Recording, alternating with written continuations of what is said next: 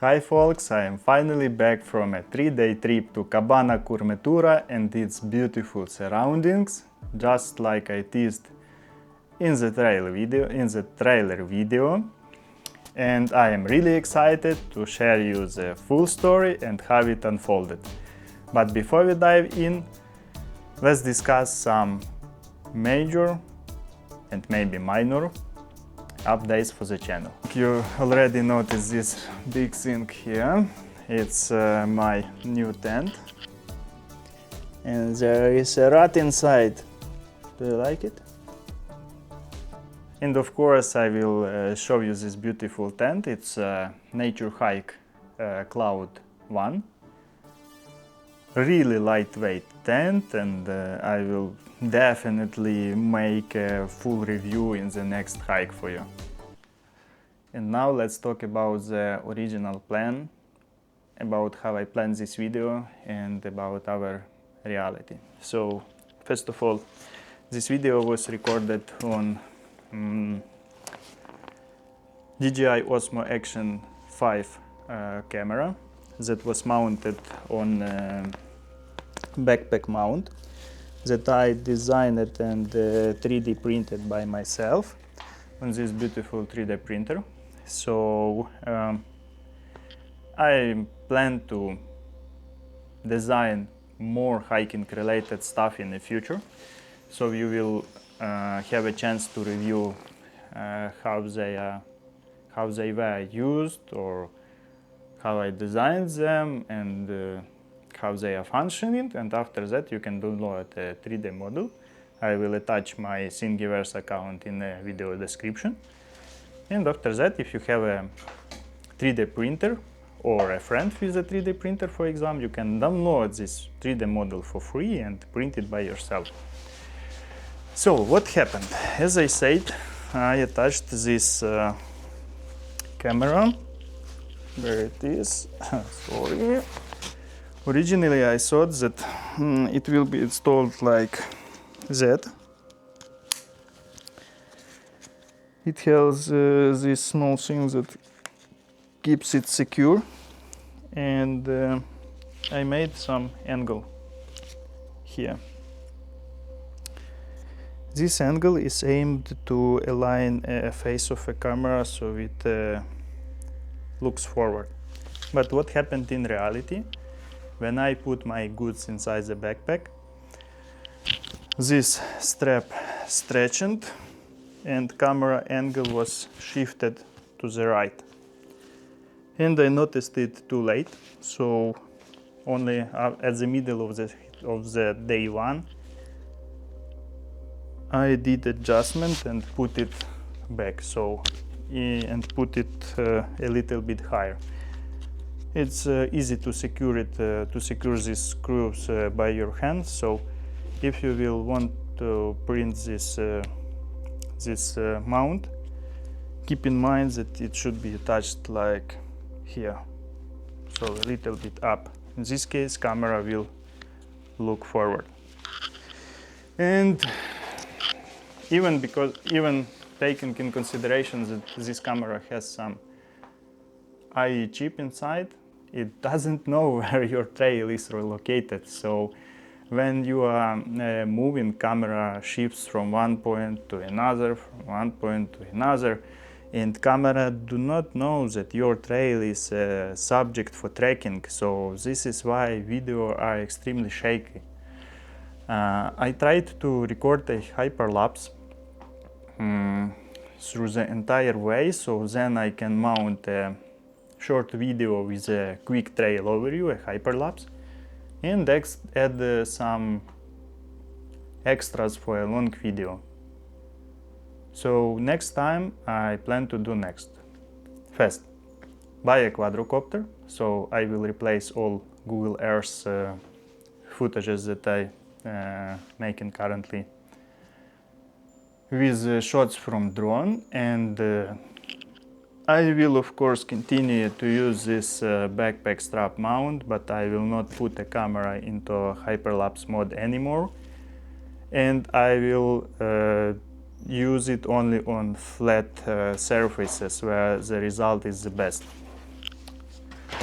On a risky or very majestic part of trails, I will use a manual shooting, or I am about to buy a tripod. So shots I made during these hikes are not a National Geographic movie, but I'm still learning and hope you will enjoy it. Let's move on.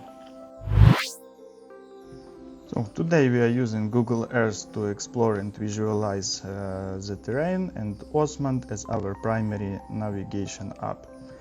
But honestly, most other navigation apps will likely give you the similar result.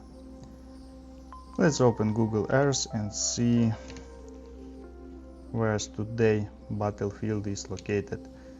And it's located in Romania, in a region called Transylvania,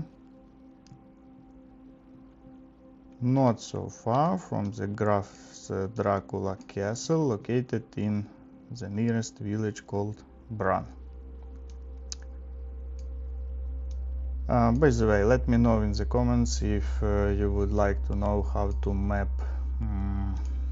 trail from Osmand to Google Earth Studio, because it's not as trivial task as you think.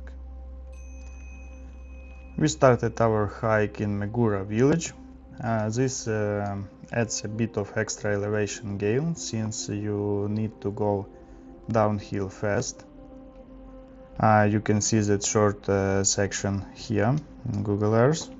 This is a downhill, and in Osmand it's shown as this small part.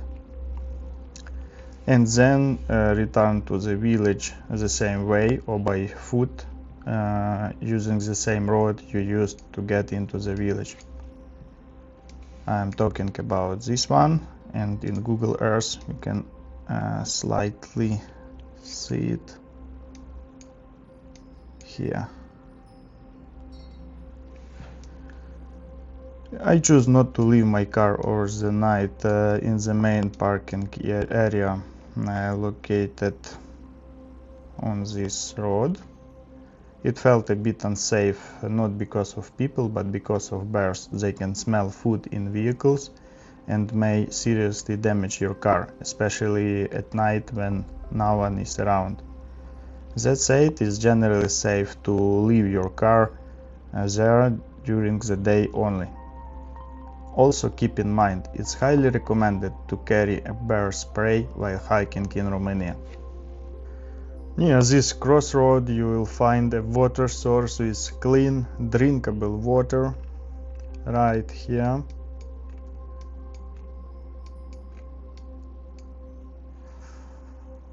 So no need to search for a supermarket in the village.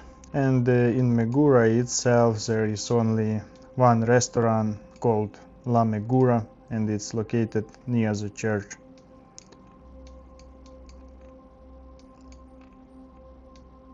It's this one. And let's move to the beginning of the trail. And it just opens these gates and go down. We will stop right here at the beginning of these big cliffs.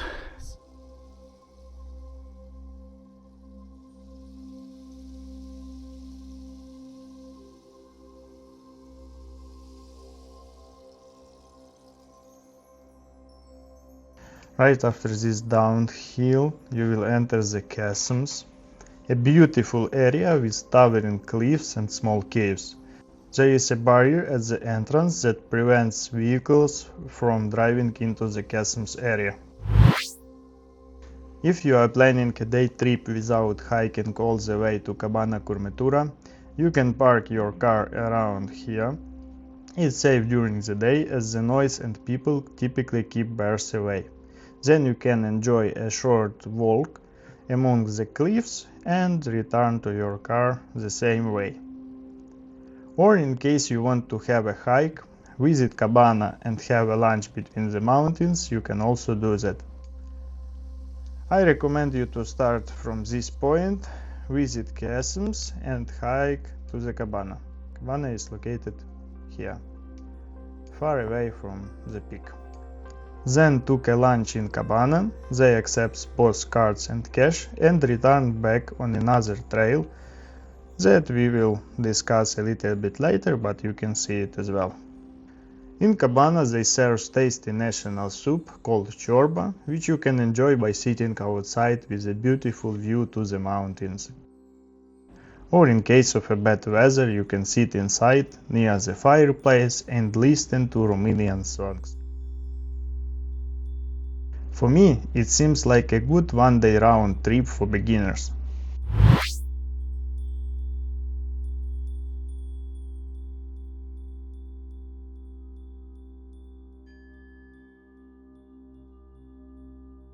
As you move through the chasms, you will come across caves, impressive rock formations, areas where climbers train their skills, and a small mountain rescue hut called Salvamont in Romania. From here you can choose between 3 trail options. First, a longer one, mainly used by e-bike riders and for supply chain to the Cabana. And again, there is no way to go to the Cabana by your own car. Maybe you can ask Cabana owner for a trip on his car, but I don't know how to contact them. And second and third are 2 shorter trails, somehow equal in distance, that winds through forest and meadows.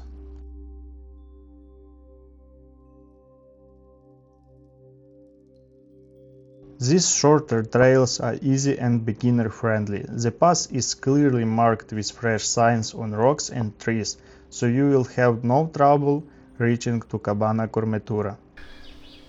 The first hiking this year.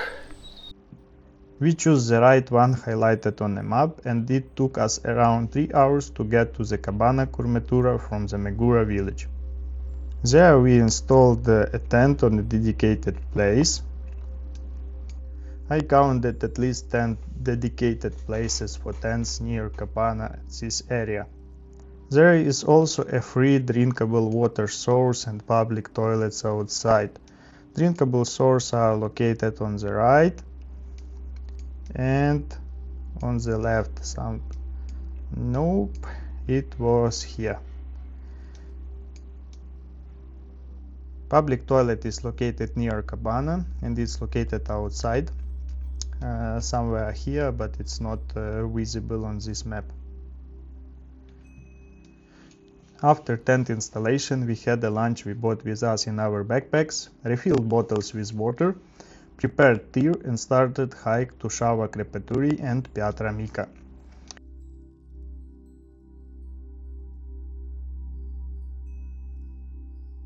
This was this way. Piatra Mică is not marked, but we reached to this point. Here you can see quick shots of the Saua Crepaturii.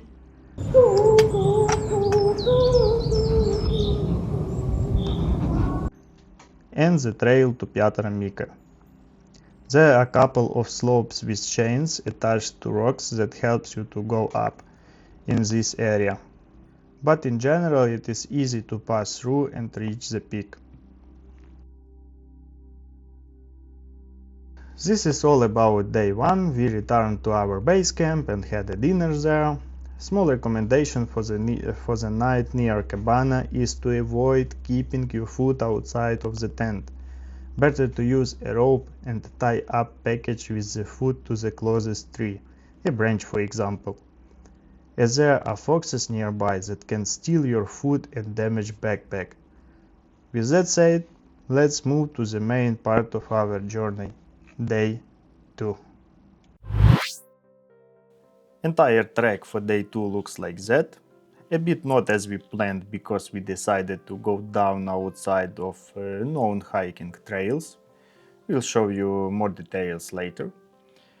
And also I just made some adjustment in Osman depth, so trail marks are visible now, but it's too late to edit the entire video with this information. At home I was thinking about possibility to collapse day 1 and day 2 of our hike into one-day hike, and it's quite doable. You just need to select one of those 2 trails we discussed earlier and instead of going right, go left from Cabana, do a circle and return to your car on a yellow trail. Regarding our decision, in day 2 we retraced again a part of the trail from Cabana to Saua Crepaturii, and here started the climb to the mountain ridge.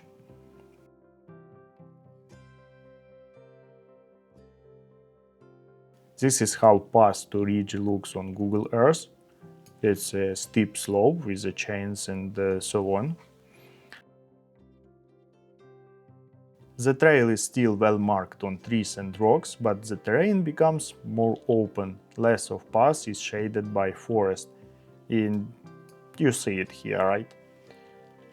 Along the way you will find ropes that help you climb steep slopes, so I recommend bringing a backpack to store your trekking poles. It's definitely not for beginners, especially when you carry sticks. This makes it easier to grip the ropes with both hands and carry plenty of water, which you will need a lot as the area is exposed and there are no places to refill supplies. Also, small recommendation is to avoid wearing just a t-shirt and shorts. Parts of the trail go through dense shrubs that can scratch exposed skin. Lightweight long sleeves and pants are the best choice. If you are planning a circular hike, I recommend starting the climb here. Descending this section with ropes is harder than going up. Other two trails either don't have ropes or have for favor. Even taking in consideration the fact that I did not pass these trails during our hike, my friends did it earlier and I made such decisions based on their feedback. At the end of this small part you will reach a Turnu peak and gain access to the ridge trail towards Asculted Peak, passing a few less known peaks along the way. Hiking along this ridge means continuous ups and downs. From Turnu to Asculted, the trail is fairly easy. Near Asculted Peak there is a shelter where you can spend the night. It's in decent condition and you can check out a separate video on my channel for a full review of the shelter. By the way, here is a question I still don't have an answer for. What should you do if you get up there and the shelter is already occupied? Will you join these peoples? From this point, passing the ridge becomes much harder. It's a constant roller coaster of climbs and descents, with ropes for difficult sections, no shades from the sun and so on. That's why most people decide to descend back at the Cabana via this trail. And honestly, you won't miss much if you return this way. Let's review it in Osmond. And back to Cabana. We haven't reached Laom as we didn't bring enough food and water for the full hike and decided to visit it another time and from the another side, as this region is full of cabins and great trails for hiking. If you want to reach Laom, again, select this trail or this one and just skip the right part.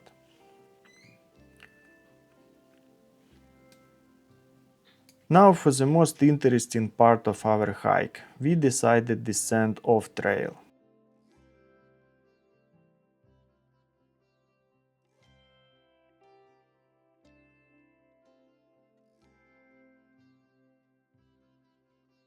From above the slope looked fairly gentle and we planned to rejoin the market trail further down.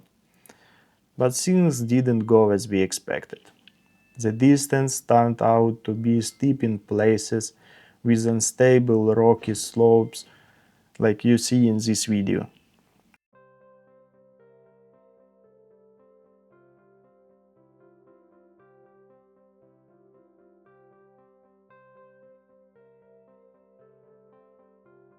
If you didn't know, Osmond shows unverified trails or those officially not marked by authorities as dashed lines.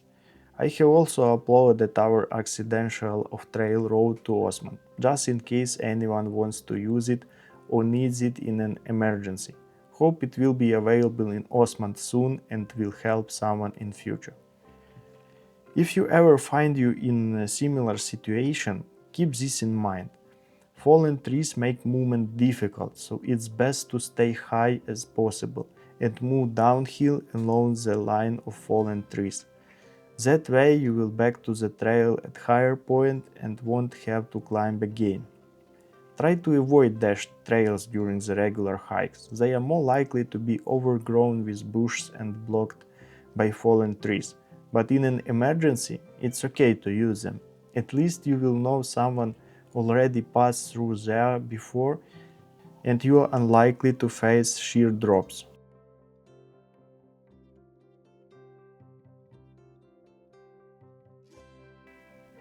This is a point when panic started to set in. We had no food, no water left. Climbing back meant going 550 meters of elevation on steep terrain. We didn't bring warm clothes and the power banks were drained from filming. We didn't even have a fire source. But with a lot of effort we finally made it back to the market trail here.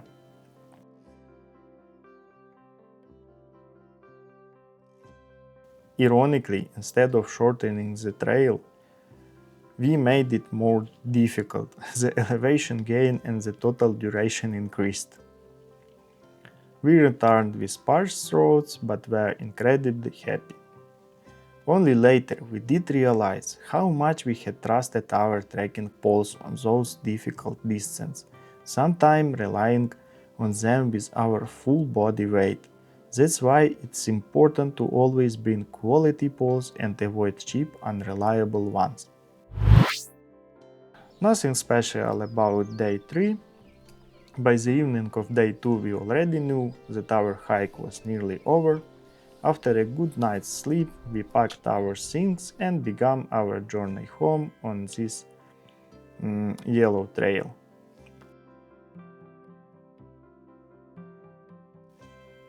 The beautiful shots I planned to capture through the entire hike were mostly filmed on this final section of the trail. The descent here isn't steep and goes through 2 scenic meadows. Most of us went through the forest in the shade.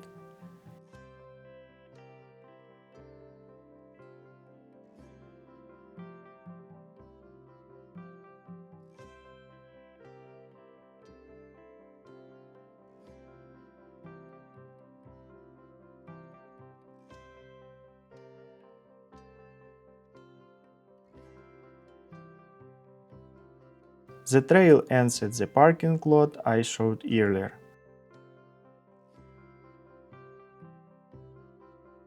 I met some friendly locals on horseback who gave me a lift in their cart all the way to the village.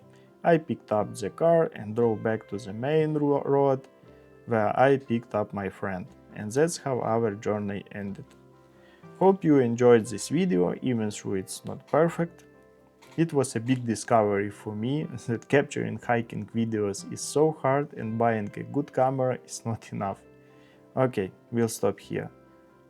Less talks, more walks, and see you soon in the next video.